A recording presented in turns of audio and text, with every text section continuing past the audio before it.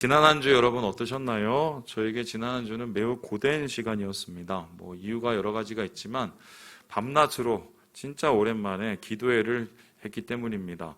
제가 우리 교회 성전 보수하고 그때 새로 지으면서 그때도 아마 밤낮으로 이렇게 기도를 했던 것 같은데 그때보다 이번 주가 더 힘들었던 게 저녁마다 큰 소리를 내서 고래고래 기도를 해를 준비해야 돼갖고 제가 목이 되게 힘들었어요. 그런데 제가 그것을 또 은혜로 잘 감당했습니다. 그 기간 동안에 하나님 앞에 한 가지 소원이 있었기 때문인데요. 계속적으로 밤에 하나님 앞에 기도하기를 딱 이렇게 한 가지만 기도했습니다. 주님, 이번 부흥회에 우리 모든 성도들이 은혜 받기 원합니다. 이것만 가지고 기도했어요. 어떻게 하면은 좀 우리가 30년 만에 여는 이 기간, 이 부흥회가 우리의 마음을 새롭게 하고 또 새로운 전기를 마련하는 시간이 될 수 있을까? 이게 제가 열심히 해서 되는 것도 아니고 하나님께서 말씀을 주시고 마음을 열어주셔야 되는 건데, 그래서 꼭 이번에는 하나님 좀 이런 일들이 일어날 수 있도록 하나님 앞에 기도를 드렸거든요. 그리고 오늘 이제 말씀을 준비하면서 주님 앞에 질문을 했습니다. 하나님, 오늘 우리가 예배를 드리면서 또 부흥회하면서 어떻게 하면 우리가 더 큰 은혜를 받고 주님 주시는 은혜를 받을 수 있을까요? 이렇게 제가 질문을 했더니 하나님께서 저의 마음 가운데 이 말씀을 주셨어요. 우리 함께 18절 말씀을 같이 한번 읽어보겠습니다. 시작. 여호와는 마음이 상한 자를 가까이 하시고 충심으로 통회하는 자를 구원하시는도다. 은혜를 받는다는 것은 하나님을 가까이 느끼고 하나님을 가까이 모시는 것입니다. 또한 은혜를 받는다는 것은 하나님의 살아계신 구원의 역사를 경험하는 것입니다. 그런데 하나님께서는 이 은혜를 누구에게 주시는가? 시편 34편의 시인은 우리에게 이야기하기를 마음이 상한 자에게 은혜를 주신다고 얘기합니다. 충심으로 통회하는 자에게 은혜를 주신다고 얘기합니다.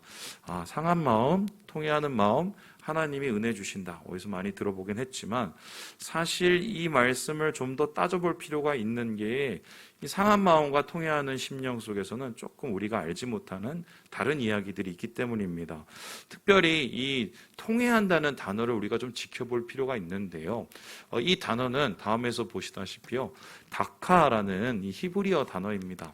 근데 이 다카가 오늘 이 개정개혁에 번역된 것처럼 돌이키다, 회개하다, 통회한다는 뜻도 되지만 원래 의미는요, 부서졌다라는 의미가 있습니다. 그래서 이 다카하는 마음은 부서진 마음이고요. 그리고 이것이 이제 명사가 되면 먼지라는 단어가 있습니다. 그래서 우리의 마음에 은혜의 마음, 우리의 마음이 깨어진 마음이 된다는 것은 한마디로 완전히 파쇄된 심령, 그 파쇄된 심령 위에 하나님의 은혜가 부어질 수 있다는 것이지요. 그렇다면 왜 하나님께서는 이런 깨어진 영혼을 바라시는 걸까? 도대체 깨어진 영혼이라는 것은 무슨 뜻일까? 이 마르바돈이라는 영성신학자가 이 시편 34편의 주석을 주면서 이 깨어진 심령에 대해서 다음과 같이 해석을 하셨는데요. 세 가지의 모습이 돼요. 첫 번째로 이 깨어진 영혼이라는 것, 마음이라는 것은 상한 마음, 부서진 마음을 뜻합니다. 우리가 삶을 살다 보면 여러 가지 어려움을 당하기도 하고 괴로움을 당하기도 하고 사람 때문에 마음이 힘들어지기도 합니다. 그때 마음이 심히 괴롭지요. 쓰라리지요. 바로 그 상태에 부서진 상한 그 마음 그대로 그것을 하나님께서는 은혜의 자리로 만드신다는 표현이 됩니다. 두 번째로 이 깨어진 심령이라는 것은요, 우리가 낭망해버린 완전히 절망의 상태를 뜻합니다.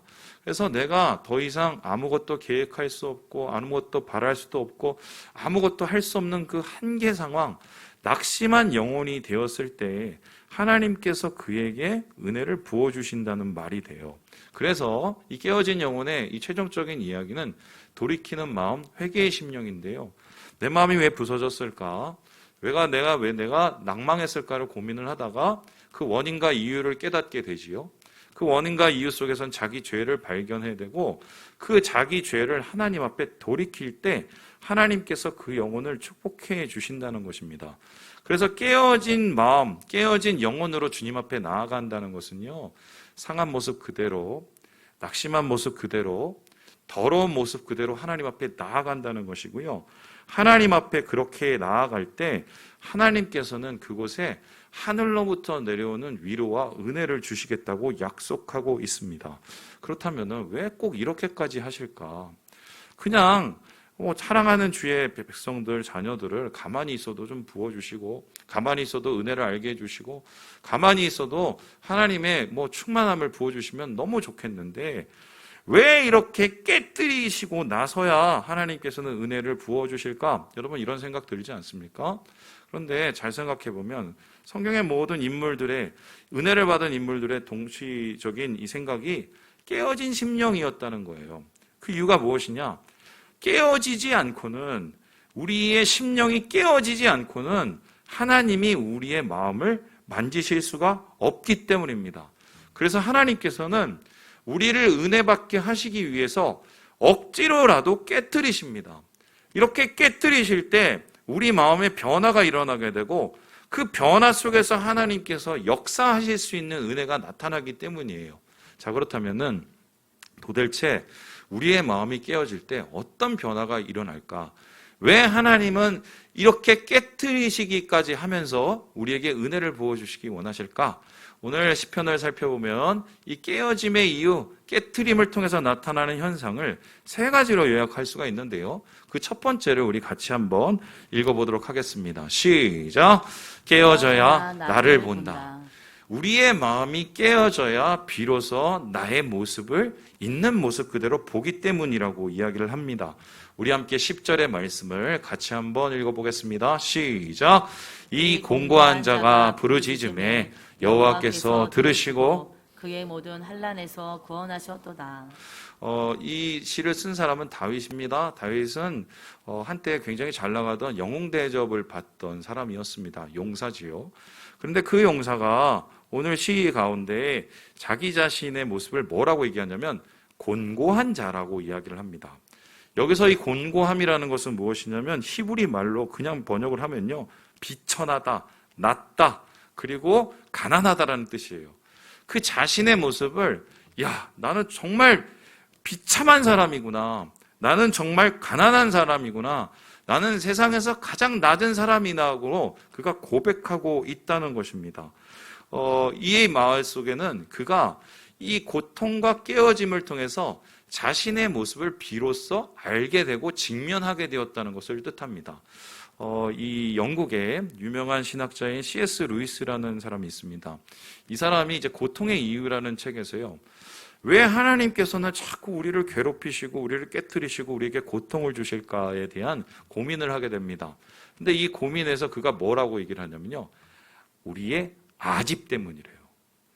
우리가 가지고 있는 그 아집이 고통이 아니고서는, 깨뜨림이 아니고서는 하나님께서 해결하실 수 없기 때문에 억지로라도 그 아집을 깨뜨리기 위해서 하나님께서 우리를 고통으로 몰아넣으신다는 것입니다.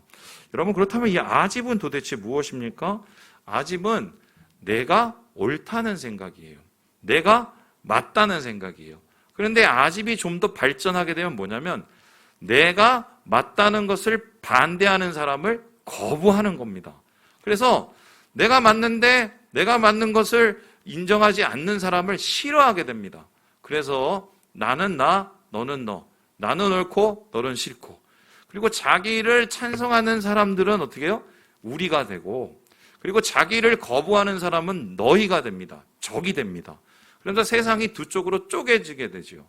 그래서 이러한 아집은요, 결국에는 어디까지 가냐면요, 하나님을 거부하게 되는 상태까지 이르게 되는데요. 내가 맞다고 생각하는 게 때때로 하나님의 맞음과 부딪힐 때가 있어요. 나는 맞는데 하나님이 그게 아니라고 얘기할 때가 있습니다.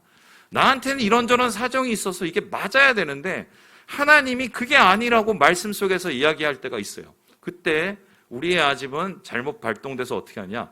그 하나님의 마음을 듣지 않습니다. 대표적인 사람이 바로 하와지요. 하와가 왜 죄를 지었습니까? 하나님이 말씀하신 저 선악과가 내가 보기에는 괜찮고 먹어도 옳은 거라고 생각했기 때문인데요. 하나님을 거부하는 그의 아집이 죄를 짓게 만들었고 인류의 가장 비참한 최후의 죽음이라는 것을 우리에게 남기게 된 것입니다. 그래서요, 이 깨뜨림은요, 반드시 하나님께서 우리를 깨뜨리셔서 우리의 있는 모습을 직면하게 해요. 우리가 어떤 모습인지 그대로 보게 하십니다. 그렇지 않으면 못 보기 때문인데요. 대표적인 이 사람이 바로 다윗이라는 사람입니다.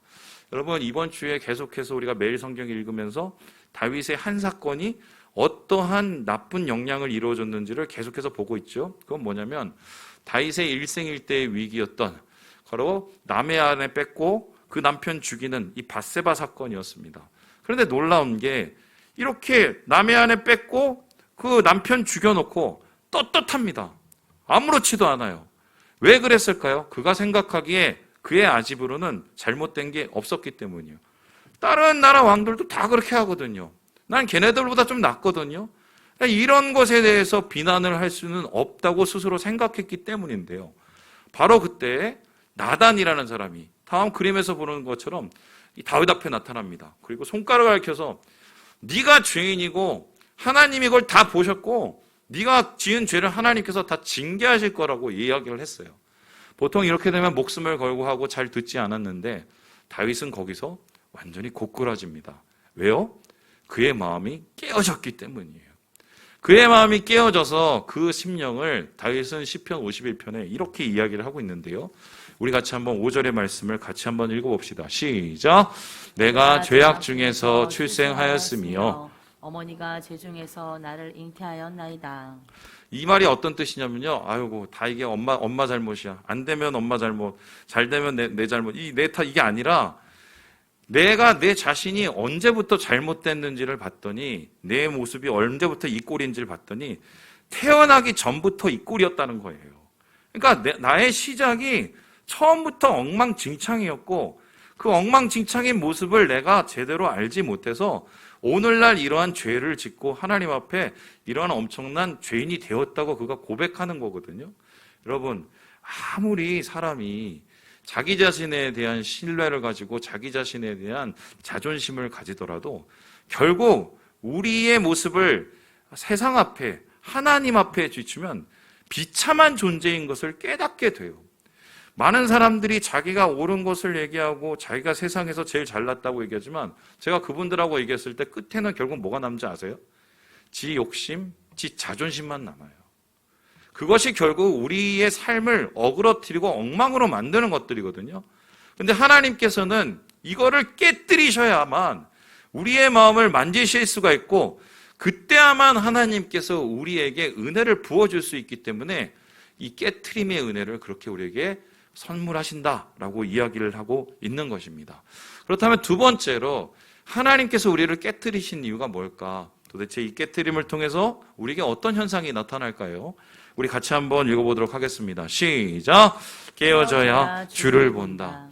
깨어지고 내가 얼마나 비참한 자를 깨달은 다음에 그 다음에 있는 모습 그대로 주님 앞에 나아가고요. 비로소 그때야 하늘이 열리고 하나님을 보게 된다는 것인데요. 우리 함께 10절의 말씀을 같이 한번 읽어보도록 하겠습니다. 시작! 젊은 사자는 궁핍하여 줄일지라도 여호와를 찾는 자는 모든 좋은 것에 부족함이 없으리로다. 지금 그는 자기 자신의 지난 시절을 생각하면서 야, 내가 젊은 사자가 쳤지 그렇게 용맹하고 힘이 셌지라고 이야기를 합니다. 실제로 다윗은 그런 사람이었습니다. 거인 골리앗을 물맷돌 몇 개로 죽였던 사람이에요. 아무도 하지 못하는 일을 혼자 했습니다. 그가 가는 곳에는 승리가 있었던 사람이에요. 용사 중에 용사요, 영웅 중에 영웅이었던 사람입니다. 그런데 그가 깨어지고 나서 그의 깨어짐이 바닥에 이르고 나서 자신의 한계를 보고 나서 그는 알게 된 것이 뭐냐면요. 야, 내가 실제로는 아무것도 아니고 그래서 하나님이 안 도와주시면 아무것도 안 된다는 것을 비로소 깨달은 것입니다. 이 시편이 쓰일 때가 언제냐면요. 이 다윗이 아비멜렉 앞에서 목숨을 구걸하던 때였습니다. 사울을 피해서 달아나다가 블레셋에 이르렀고 그곳에 가드라는 곳의 왕인 이 아비멜렉 앞에 서게 됐는데요. 아비멜렉이 이 다윗을 받아줄 것 같이 하다가 갑자기 다윗을 어떻게 걷어내고 죽이려고 합니다. 그래서 다윗이 그때 꾀를 찐 게 뭐냐면 침을 막 질질 흘리면서 미친 척을 하고 거기서 도망 나왔어요. 자기 인생에선 가장 흑역사였거든요. 근데 그 흑역사 가운데 다윗이 깨달은 건 뭐냐면 나는 비참한데 이 비참함을 통해서 비로소 하나님을 바라보게 되니 나한테는 오히려 이게 은혜가 된다는 것을 알게 된 것입니다. 여러분, 여러분의 인생에서도 사자와 같은, 젊은 사자와 같은 그런 시절이 있었죠. 저도 그런 시절이 있었습니다. 그땐 제 힘으로 믿고 제 힘으로 다 된다고 생각을 했어요. 그런데 성경에는 우리보다 더 힘이 세고 더 완전하고 더 용맹스러운 젊은 사자가 한 사람이 있습니다. 다윗보다 더 대단한 사람이죠. 그 사람 이름은요, 바로 삼손이라는 사람이었습니다. 여러분, 삼손 다음 글에 보시는 것처럼요, 사자 입을 아가리를 찢어서 죽인 젊은 사자 중에 가장 출중한 젊은 사자가 바로 삼손이었습니다. 이 삼손, 자기 힘에 모든 사람이 굴복을 했고 심지어 블레셋 사람들도 그를 피해 다니던 한마디로 최고의 용사였죠. 그런데 그 최고의 용사, 하나님을 멀리하고 죄짓고 엉망진창되고 그리고 완전히 타락하였고, 그렇게 되었을 때 그가 비로소 하나님을 보게 된 것은 언제냐면요, 두 눈이 완전히 뽑히고 나서였습니다. 블레셋 사람들에 붙잡혔고 눈을 뽑히고 조롱을 당하고 완전히 깨어졌을 때 그가 하나님을 보게 되어서 이렇게 기도를 하는데요, 우리 함께 사사기 16장 말씀을 같이 한번 읽어보죠. 시작. 삼손이 여호와께 부르짖어 이르되 주 여호와여 구하옵나니 나를 생각하옵소서. 하나님이여 구하옵나니 이번만 나를 강하게 하사 나의 두 눈을 뺀 블레셋 사람에게 원수를 단번에 갚게 하옵소서 하고. 그는 보지 못했지만 그때서야 보게 된 것입니다. 눈알이 뽑혔지만 그때서야 영적인 시각이 열리게 되었죠. 내 깨어짐을 통해 하나님을 볼 수 있는 길이 열렸고, 하나님 앞에 부르짖을 때 그에게 다시 힘이 솟고 근육이 솟아서 하나님의 능력을 나타낼 수 있는 기회가 열리게 된 것입니다. 그래서요, 우리의 삶 속에서 하나님께서 이 깨트림을 주시고 우리에게 고난을 주실 때는 그건 뭐냐면요, 멈추게 만드는 거예요. 우리가 할 수 있는 분주함과 우리가 할 수 있는 능력의 한계치를 하나님께서 경험하게 하셔서 멈추게 만듭니다. 멈추게 만들어서 그때 보게 만드시는 거예요. 여기에 대해서 마이클 야코넬리라는 목사님께서 그러한 깨어짐을 이렇게 설명하고 계시는데요, 우리 같이 한번 읽어보도록 하겠습니다. 시작. 침체에 빠져 있다는 것은 좋은 일의 징조가 될 수 있다. 왜냐하면 침체가 우리를 정지하도록 만들기 때문이다. 침체에 빠지게 되면 우리는 자신의 황폐한 상황을 통해 삶을 바라보는 관점을 바로잡을 수 있는 기회를 갖게 된다. 주변에 일어나는 일을 목도하는 것 외에 아무것도 할 수 없을 때 우리는 결국 예수님을 찾게 된다. 하나님께서 우리를 깨뜨리셔서 멈추게 할 때는요, 멈춰야 돼요. 그리고 그때는 내 시야를 다시 열어야 돼요. 그런데 대부분 분들이 그러한 하나님의 멈추게 하시는 깨어짐을 잘 활용하지 못해요. 거기서 자꾸 자기가 할 수 있는 뭔가를 자꾸 찾아냅니다. 그거 찾다가 그 깨어지는 시간이 계속 무한정으로 늘어나요. 제가 예전에 이제 교회에서 사역을 하다가 갑자기 모든 사역이 정지가 된 적이 있었어요. 저는 좀 일중독이었던 것 같아요. 그래서 일을 안 하면 불안해서 이게 뭐라도 해야 되는데 교회에서 갑자기 모든 사역이 멈춰지면서 아무것도 못하고 한 제가 2-3달이 있었습니다. 제가 그때 얼마나 답답했는지 아세요? 막 미치겠는 거예요.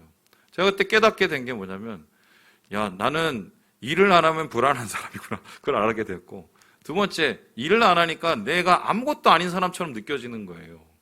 그런데 한 3달이 지나고 나서 제가 비로소 깨달은 게 뭐냐면, 멈춰지니까 결국은 주님 앞에 나가더라고요. 주님이 우리에게 은혜를 주시는 이유가 바로 이거예요. 멈춰 세워야 주님을 보거든요. 깨트려지고 나서야 하나님을 인정하게 되고 하나님을 바라볼 수 있게 되거든요. 그래서 오늘 주님께서는 이 시인을 깨트리심으로 말미암아 비로소 영적인 시야를 넣으시고 하나님을 바라볼 수 있도록 하나님께서 새로운 은혜를 부어주신다는 것입니다. 자, 그렇다면 마지막으로 주님께서 우리를 깨뜨리시는 이유, 깨어짐을 통해서 나타나는 하나님의 새로운 도전은 무엇일까요? 우리 같이 한번 읽어보도록 하겠습니다. 시작! 깨어져야 다시 선다.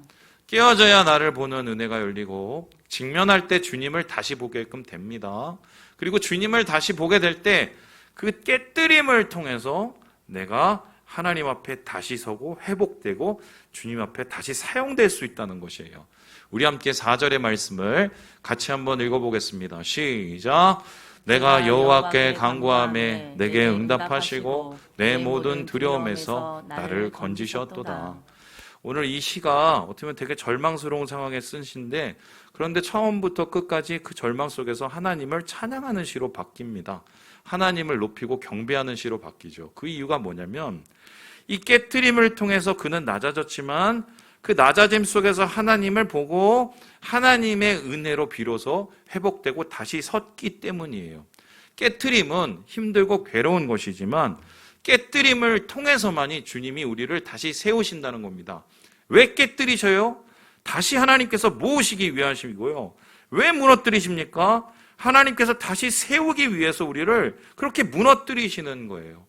여러분, 제가 요즘에 이제 7년 넘고 이제 8년 돼가면서 좀 목회에 좀 한계 상황이 좀 이렇게 부딪히게 됐어요. 그래서 말씀도 이제는 좀 새로운 말씀을 좀 이렇게 하고 싶은 마음도 생기고 좀 새로운 사역의 방법을 좀 찾았으면 좋겠다라는 막 간절함이 있었어요. 그래서 어떻게 할까 고민하다가 제가 요즘에 다시 읽기를 하고 있습니다. 뭘 하고 있냐면, 예전에 제가 30대 그 주님께 헌신했을 때 그때 읽었던 책들을 다시 꺼내서 다시 읽기를 하고 있어요.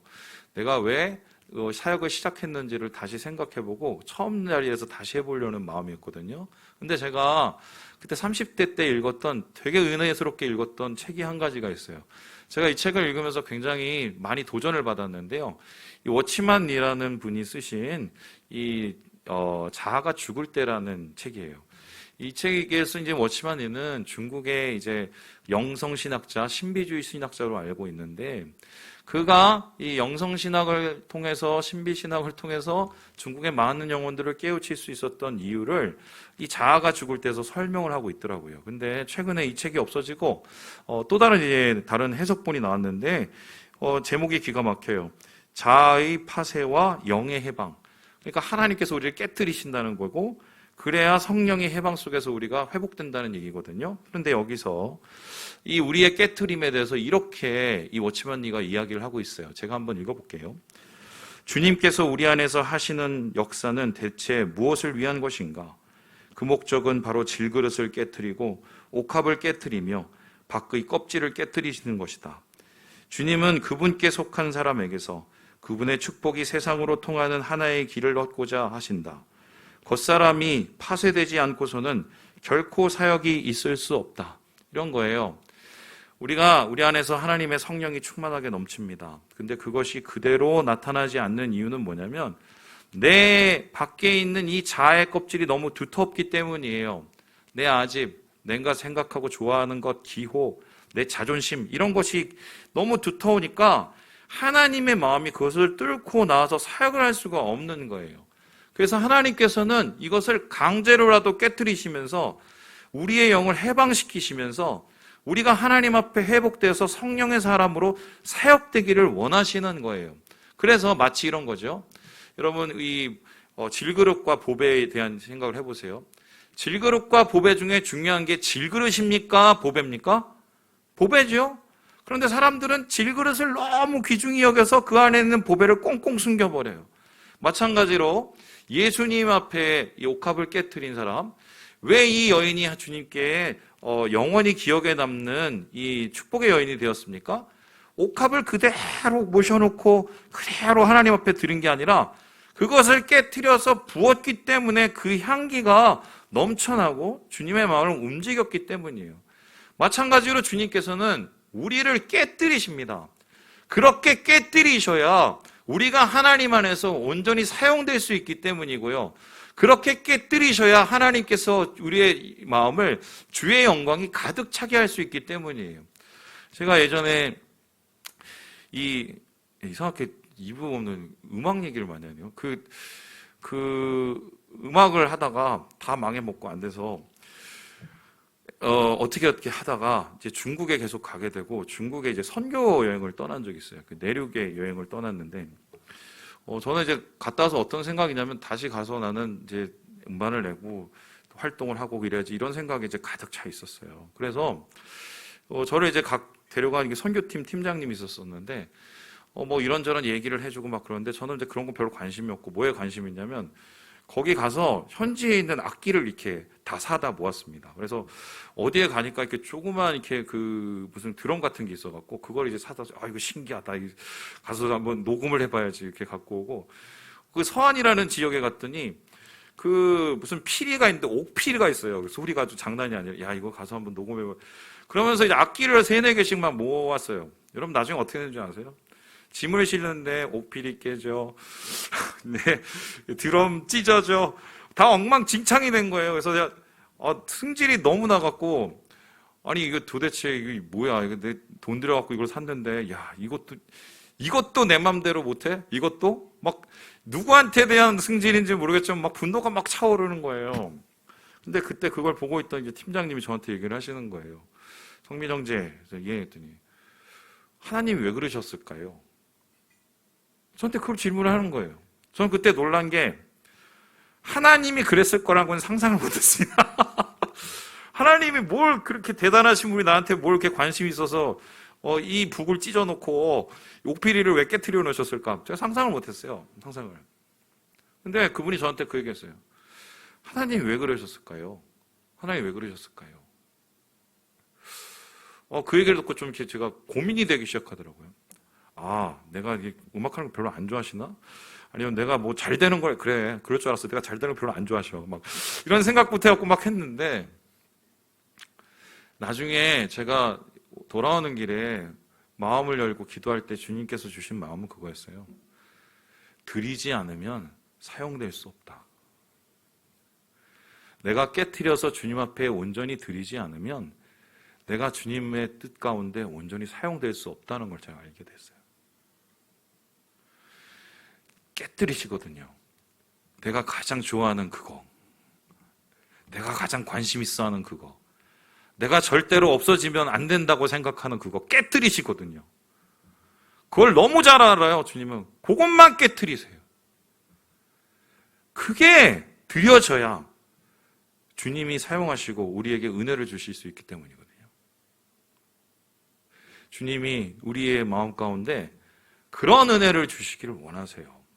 이러한 깨트림을 경험하고 주님 안에서 사용된 사람이 있습니다. 바로 바울이죠. 바울의 인생을 생각을 해보세요. 최고의 학문과 이 최고의 이 지식을 가진 그 사람, 주님 만나 완전히 다 깨집니다. 그리고 나서 다소에서 아라비아에서 거의 10년가량을 무명의 인생을 살아요. 그 무명의 인생을 산 후에 다윗이 다시 하나님 앞에 쓰임받게 되었을 때 그런 바울의 지난 삶을 이 바울이 뭐라고 얘기하냐면 이렇게 얘기합니다. 우리 갈라디아서 2장 20절 말씀을 읽어볼까요? 시작. 내가 그리스도와 함께 십자가에 못 박혔나니 그런즉 이제는 내가 사는 것이 아니요 오직 내 안에 그리스도께서 사시는 것이라. 이제 내가 육체 가운데 사는 것은 나를 사랑하사 나를 위하여 자기 자신을 버리신 하나님의 아들을 믿는 믿음 안에서 사는 것이라. 하나님이 자기 자신을 깨뜨리기 전엔 자기가 잘하는 줄 알았는데 깨져나 보니까 그게 믿음이 아니었던 거예요.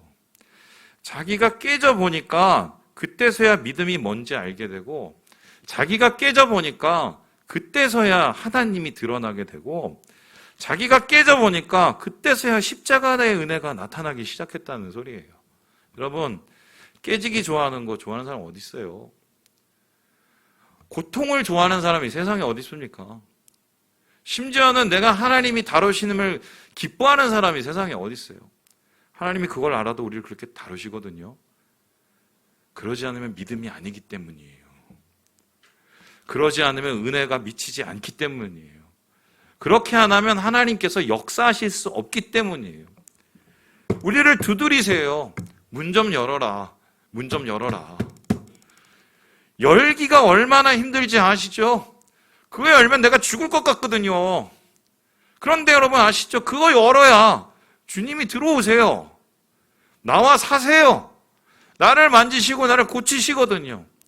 근데 우리는 항상 생각해요. 이거 열면 나 죽어. 나 끝장이야. 나 아무것도 아니야.